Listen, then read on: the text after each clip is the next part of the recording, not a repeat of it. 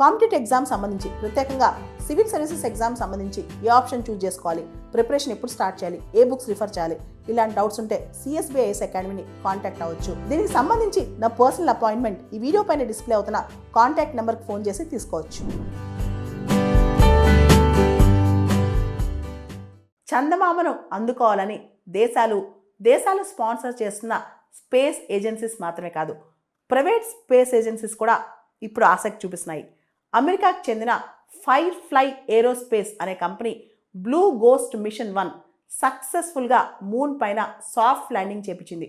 ఇది robotic moon landing machine అని చెప్పొచ్చు అనమాట. యాక్చువల్లీ లాస్ట్ ఇయర్ 2024లో ఒక అమెరికన్ ప్రైవేట్ కంపెనీ ఇంట్యూజివ్ మిషన్ అనే కంపెనీ ఆల్రెడీ ల్యాండింగ్కి ట్రై చేసింది. సాఫ్ట్ ల్యాండింగ్ చేసిన తర్వాత కొద్ది క్షణాల్లోనే అది క్రాష్ అయిపోయింది అనమాట. అంటే ట్రై చేసింది, సక్సెస్ అయింది, కానీ క్రాష్ అయింది.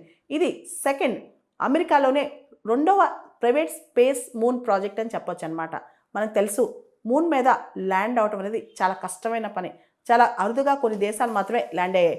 2 సంవత్సరాల క్రితం మనం చంద్రయాన్ 3 సౌత్ పోల్ దగ్గర మూన్ దగ్గర సౌత్ పోల్ దగ్గర సక్సెస్ఫుల్గా ల్యాండ్ అయ్యాం అనమాట. ఇది చాలా అరుదైన ఫీట్ అని చెప్పొచ్చు. అసలు మూన్ దగ్గర ల్యాండ్ అవటం చాలా కష్టం. దానికి ప్రధానమైన కారణం అక్కడ అట్మాస్ఫియర్ ఆబ్సెంట్ అవుతుంది, అక్కడ పారాచూట్స్ ఇన్ఎఫెక్ట్ అవుతాయి అనమాట.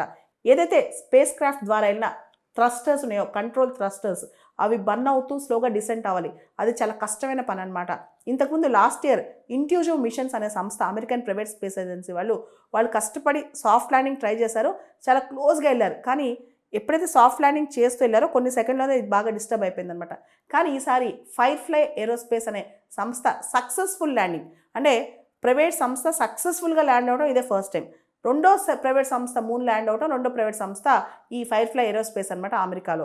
ఇక్కడ మూన్ ల్యాండ్కి సంబంధించి కేవలం కొన్ని దేశాలు మాత్రమే, Soviet union, America, China, Japan, India, ఈ దేశాలు మాత్రమే సక్సెస్ఫుల్గా మూన్ పైన ల్యాండ్ అవ్వగలిగాయి. జనరల్గా ఇది చాలా రేర్ ఫీట్ అనమాట, ప్రైవేట్ స్పేస్ ఏజెన్సీ వాళ్ళు మూన్ ల్యాండ్ అవటం. ఇప్పుడు ఈ ఫైర్ఫ్లై ఏరోస్పేస్ వాళ్ళు ఏదైతే బ్లూ గోస్ట్ మిషన్ 1 పంపించి సక్సెస్ఫుల్గా ల్యాండ్ అయ్యారో అది స్పేస్ ఎక్స్ వాళ్ళ ఫాల్కన్ 9 రాకెట్ ద్వారా వెళ్ళిందనమాట. అయితే ఇక్కడ నాసా వాళ్ళు $2.6 billion commercial lunar payload services program అని స్టార్ట్ చేశారు. కానీ ఈ మొత్తం lunar space missions, Artemis missions ఇవన్నీ ఏవైతే ఉన్నాయో వీటికి ఇక్కడి నుంచి డొనాల్డ్ ట్రంప్ ప్రభుత్వం ఫండింగ్ పూర్తిగా తగ్గించేస్తామన్న ఆలోచన కూడా ఉంది. ఎందుకంటే డొనాల్డ్ ట్రంప్ కానీ ఇలాన్ మస్క్ కానీ మార్స్ మీద, ఏదైతే మార్స్ ఉందో దాని మీద ఎక్కువ ఫోకస్ పెట్టాలి, మూన్ మీద ఫోకస్ తగ్గించాలనుకుంటున్నారు. మార్స్ ఎక్స్ప్లోరేషన్ మీద ఎక్కువ ఫోకస్ పెట్టి మూన్ మీద ఫోకస్ తగ్గించాలన్న ఆలోచన కనిపిస్తుంది అనమాట. ఈ టైంలో ఇప్పుడు ఈ private mission Blue Ghost mission success అనేది అమెరికాకి, నాసాకి కొత్త ఊతం వస్తుందన్నమాట. ఈ బ్లూ గోస్ట్ మిషన్ 1కి ఇంకో పేరు కూడా ఉంది, ghost riders in the sky అని.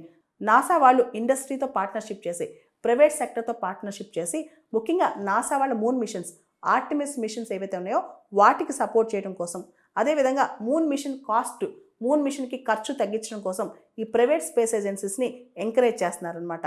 ఈ బ్లూ గోస్ట్ మిషన్ 1 ఏదైతే ఈ మూన్ మిషన్ ఉందో దీని ల్యాండర్ గోల్డెన్ ల్యాండర్, దీని సైజు హిప్పోపాథమస్ సైజులో ఉందంట. దీన్ని స్పేస్ ఎక్స్ వాళ్ళ ఫాల్కన్ 9 రాకెట్ ద్వారా లాంచ్ చేశారంట. ఈ బ్లూ గోస్ట్ మిషన్లో 10 ఇన్స్ట్రుమెంట్స్ క్యారీ చేశారంట. ముఖ్యంగా lunar soil analyser, radiation tolerant computer, అదేవిధంగా ఎగ్జిస్టింగ్ గ్లోబల్ నావిగేషన్ సిస్టమ్, మూన్ని నావిగేట్ చేసే అవకాశం ఉందా, వీటన్నిటిని కనుక్కోవడానికి 10 ఇన్స్ట్రుమెంట్స్ కంప్లీట్గా దీనిలో పంపించారు. ఇది చాలా ప్రోబ్ చేయబోతుంది అంటే ఇన్స్ట్రుమెంట్స్. ఫస్ట్ ఫోటో కూడా త్వరలో రిలీజ్ కానుందని చెప్తున్నారు. ఈ Blue Ghost mission 1 duration 14 earth days = 1 lunar day అనమాట. సో ఈ Blue Ghost mission 1 lunar day duration అనమాట. దీనిది 14 ఎర్త్ డేస్ అని చెప్పొచ్చు.